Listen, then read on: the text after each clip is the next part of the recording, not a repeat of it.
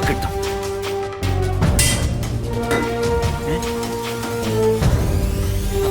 ആ ബാഗിങ് ആടെ. ബാഗ് എന്തിനാ ആശാനെ? ബാഗ് കൊണ്ടടിച്ച് ജയിക്കില്ല. നീ ബാഗും കൊടുത്താടാ.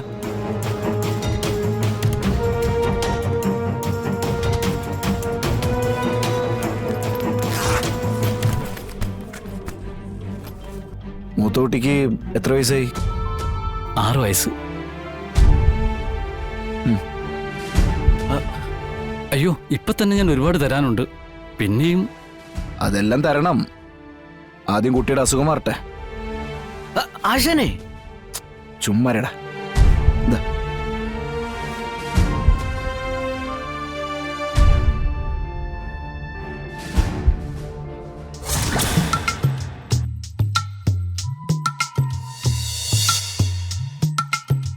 ആശാനാള് മാറിയോ? ഏതോ ദിവ്യരൂപ ആശാൻ ആക്രമിച്ച് കീഴ്പ്പെടുത്തിയ.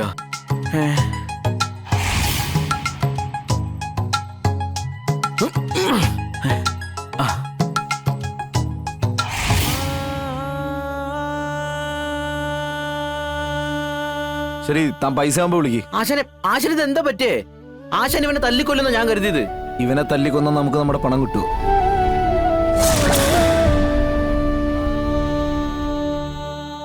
അവന്റെ കുടുംബത്തിന് അവന് നഷ്ടമാവും. എന്റെ കുടുംബത്തിൽ നിന്ന് ഞാൻ കുറച്ചാൾ മാറിക്കേണ്ടി വരും. എടാ, നമ്മുടെ കുടുംബത്തിൽ നിന്ന് ഒരാൾ നഷ്ടപ്പെടുമ്പോഴേ അവന്റെ വില എന്താന്ന് ആ കുടുംബം മനസ്സിലാക്കത്തുള്ളൂ.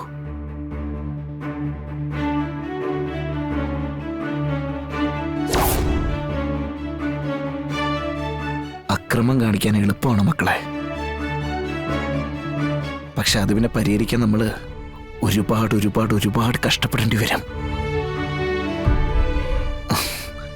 അതിന് നല്ലത് അക്രമം കാണിക്കാതിരിക്കുന്നല്ലേ? ശരി അച്ചോ. അല്ല, അച്ഛനല്ല ആശാനെ. അപ്പോ മൊത്തത്തിൽ ആശാൻ കൈവിട്ട് പോയല്ലേ? കുറെ നാളായില്ലടാ ഇങ്ങനെയൊക്കെ തന്നെ ജീവിക്കുന്നേ. ഒരു മാറ്റം ആർക്കായാലും എപ്പോഴായാലും വേണ്ടേ? ആശാന നാളെ ഒരു ലോഹം മേടിച്ചുതരാം. അല്ല, ആശാന ചേരുന്നത് അതാണ്.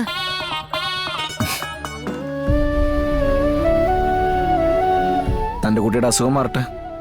കാശിന്റെ കാര്യത്തിൽ ടെൻഷനൊന്നും വേണ്ട കേട്ടാ.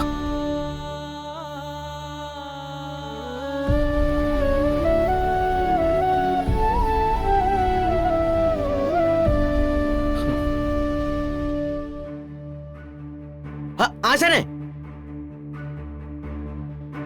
ആശാനെ, അപ്പൊ ഇനിയുള്ള കളക്ഷൻ അത് നീ കിട്ടുന്ന പോലെയൊക്കെ വാങ്ങിക്കേ. ഈ അടി ഇടിയൊക്കെ പരമാവധി ഒഴിവാക്കിയിട്ട് പറ്റുന്ന പോലെ വാങ്ങിക്കാൻ നോക്ക്.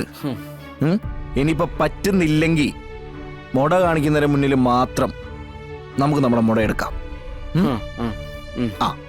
ആശാനെ, ഒരു സംശയം കൂടെ.